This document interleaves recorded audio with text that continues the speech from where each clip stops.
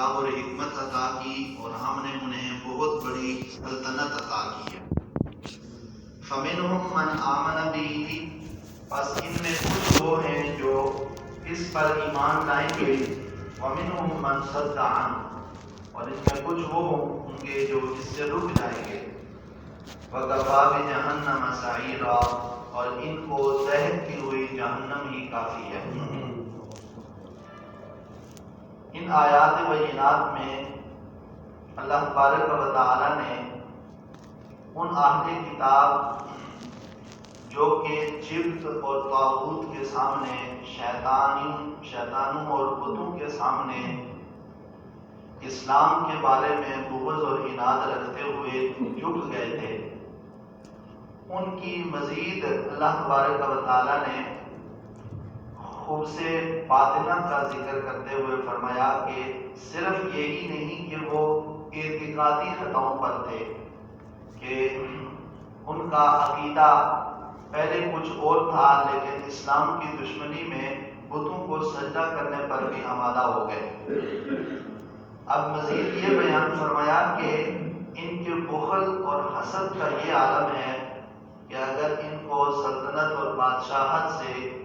اگر کچھ حصہ مل جائے تو یہ اتنے بخیل ہیں کہ ایک ذرے کے برابر بھی کسی کو کچھ نہ دیں، یا یہ اتنے حاسد ہیں کہ ہر وقت حسد کی آگ کے اندر جلے اور بھونے رہتے ہیں کہ انہیں اللہ تبارک و تعالی نے اپنے فضل سے کیوں نوازا، وہ اس حسد میں رہتے ہیں، حالانکہ اللہ کی شان ہے کہ وہ نبوت اور رسالت کے لیے اپنی مخلوق میں سے، اپنے بندوں میں سے جس کو چاہتا ہے منتخب کر لیتا ہے۔ یہود مدینہ کا یہ حسد بھی تھا اور یہ اعتراضات بھی تھے نبی علیہ السلام کی ذاتی اقدس پر کہ دیکھیں اگر یہ نبی برحق ہوتے تو بنی اسرائیل سے ہوتے، کیونکہ نبوت کا سلسلہ آج تک بنی اسرائیل سے چلا آ رہا ہے، تو جب یہ بنی اسرائیلی نہیں ہیں تو لہذا یہ نبی برحق نہیں ہے، نعوذ باللہ من ذالک۔ یا یہ کہا کرتے تھے کہ اگر یہ نبی برحق ہوتے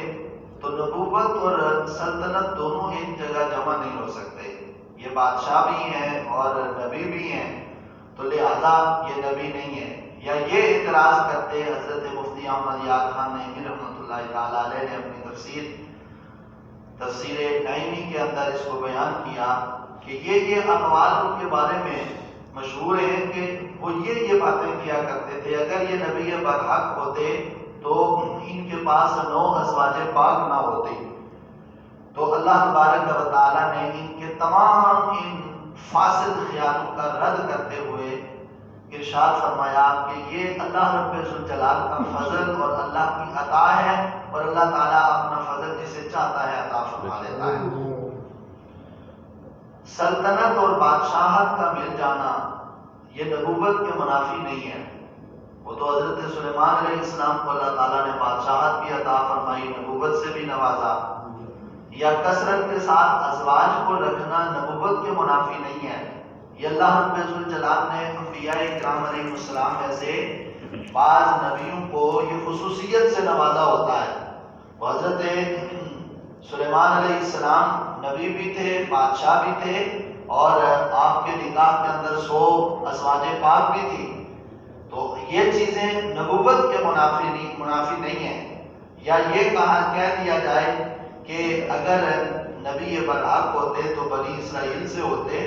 تو یہ تو اللہ تبارک و تعالیٰ کی شان ہے کہ وہ نبوت کا تاج کس قبیلے کے جو ہے وہ سر پہ سجاتا ہے، تو اللہ رب ذوالجلال کا جب یہ فضل اور کرم حضور علیہ السلام کی ذات پاک پر ہے تو انہیں اس بارے میں قطعی طور پر حسد نہیں کرنا چاہیے۔ تو اللہ تبارک و تعالیٰ فرماتا ہے فَمِنْهُمْ مَنْ آمَنَ بِهِ وَمِنْهُمْ مَنْ صَدَّ عَنْهُ، ان میں سے کچھ وہ ہیں جو اس بات پر ایمان لائے اور ان میں سے کچھ وہ ہیں جو اس سے ایمان لانے سے رک گئے۔ اس پر حضرت مفتی احمد یار خان نعیمی رحمۃ اللہ تعالی علیہ نے آیت پاک کی تفسیر میں اختتام پر فوائد ذکر کرتے ہوئے آپ نے یہ بیان کیا کہ انبیاء سابقین میں سے کوئی بھی نبی ایسا نہیں ہے کہ جس کی دنیا کے اندر آ کر مخالفت نہ ہوئی ہو اور لوگوں نے ان کی طرف غلط باتیں منسوب نہ کی ہوں، اور کوئی نبی ایسا نہیں ہے کہ جن کی نبوت اور رسالت کے سلسلہ میں پوری کی پوری امت یکجا ہو گئی ہو، متحد ہو گئی ہو اور سب کے سب نے نبی کو تسلیم کیا ہو۔ ایسے انبیاء سابقین میں 1,24,000 میں سے کوئی بھی نہیں ہے کہ جس کو سب نے مانا ہو، بلکہ ہر ایک کی مخالفت لوگوں نے کی۔ بعض نے کچھ نے مانا، کچھ نے انکار کیا، کچھ ایمان لائے، کچھ منکر ہو گئے۔ مخالفتیں اور نہ ماننا اور انبیاء سابقین، انبیاء اکرام علیہ السلام کی طرف غلط باتوں کو منسوب کرنا، یہ تو ازل سے حق اور باطل کی پہچان کا ایک سلسلہ چل رہا ہے۔ اور اس پر آگے انہوں نے لکھا کہ اگر کوئی شخص اس کے بعد جب نبوت کا سلسلہ منقطع ہو گیا اور ہمارے آقا مولا صلی اللہ علیہ وسلم آخری نبی بن کر تشریف لے آئے، اب نبوت کا سلسلہ تو نہیں ہے لیکن اس کے بعد نیابت کا سلسلہ موجود ہے کہ نبی پاک علیہ السلام نے فرمایا کہ میری امت کے علماء انبیاء سابقین کے وارث ہیں، اور انبیاء کا جو ورثہ ہے وہ اللہ تبارک و تعالیٰ نے میری امت کے علماء کے سپرد کر دیا ہے۔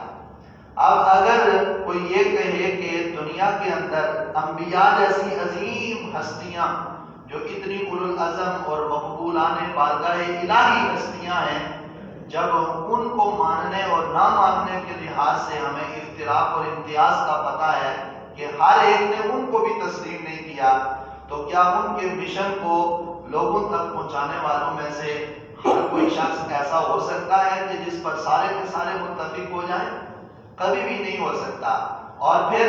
یہ کہ اگر کوئی شخص ایسا ہے، اور ہمارے علماء نے لکھا کہ اگر کوئی شخص ایسا ہے کہ جس کے اوپر اور وہ دین کا مبلغ بھی ہے اور دین کا پیغام بھی لوگوں تک پہنچاتا ہے، احکامات اور شریعت اسلامیہ کے جو جو احکام ہیں وہ من و عن ایسے بیان کرتا ہے، تو اگر وہ کہے کہ میری مخالفت کرنے والا کوئی نہیں ہے تو وہ منافقت سے کام لے رہا ہے، وہ مداہنت سے کام لے رہا ہے، وہ کبھی بھی حق بات لوگوں تک نہیں پہنچا رہا۔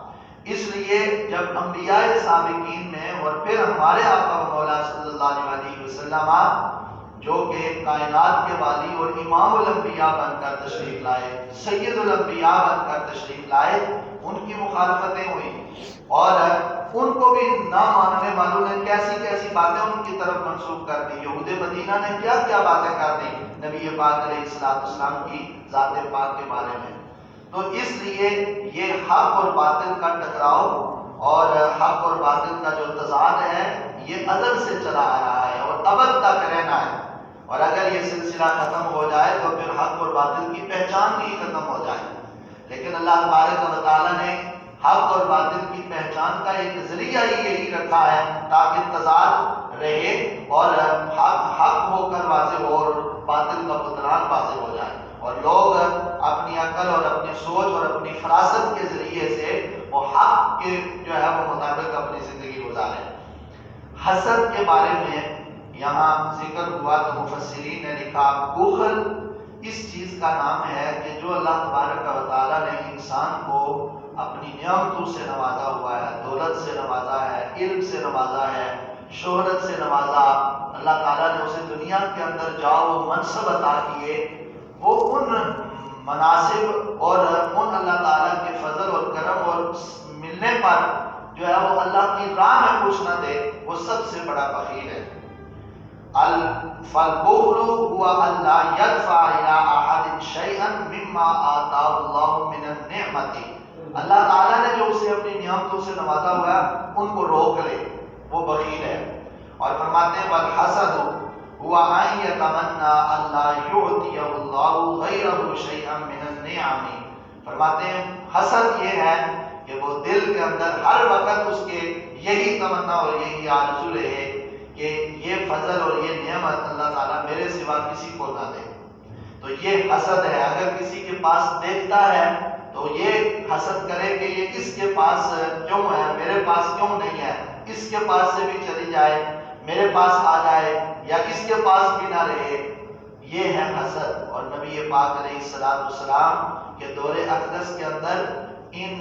یہودیوں کے اندر یہی حسد کوٹ کوٹ کے بھرا ہوا تھا، جس کی وجہ سے وہ بارگاہ رب العزت سے پیچھے ہو گئے اور ملعون اور مغضوب ٹھہرے۔ اور حسد بھی پھر کس سے کر رہے ہیں؟ سرکار دو عالم صلی اللہ علیہ وسلم کی ذات پاک سے۔